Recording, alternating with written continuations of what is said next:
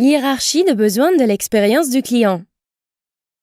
Basée sur la pyramide des besoins d'après Maslow, l'hiérarchie de besoins du client est un modèle simple pour expliquer les étapes différentes qu'une personne traverse en participant à une expérience. Cela peut être tout, d'un client qui utilise un site web à quelqu'un qui va à un rendez-vous à l'aveugle. La première étape de l'hiérarchie est assured, ce qui veut dire assuré. Cela peut être considéré comme pré-expérience. Quand on ne veut pas participer à une expérience, elle ne va peut-être jamais commencer. Un bon exemple est quelqu'un qui veut aller à la salle de sport, mais qui se gêne devant des fanatiques de sport avec des physiques parfaits. La deuxième étape est informed, ce qui veut dire informé. Cela s'applique typiquement après que l'expérience commence.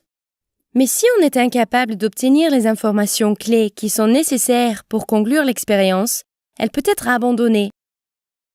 Un bon exemple est de vouloir acheter quelque chose, mais de ne pas pouvoir trouver un assistant de vente qui peut aider.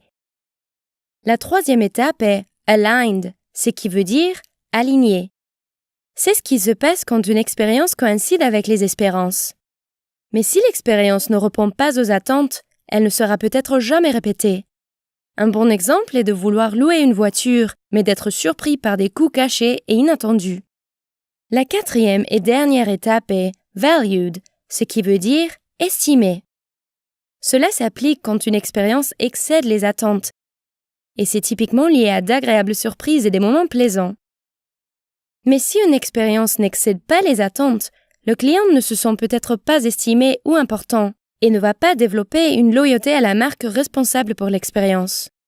Des recherches ont montré qu'il est moins important pour les clients de se sentir estimés que de simplement voir leurs besoins de base satisfaits. En plus, les commerces ne sont souvent pas au courant des clients qui ne se sentent pas assurés ou informés, car ces deux étapes se passent souvent avant la transaction même. La hiérarchie est donc un outil pour aider à corriger des expériences peu satisfaisantes.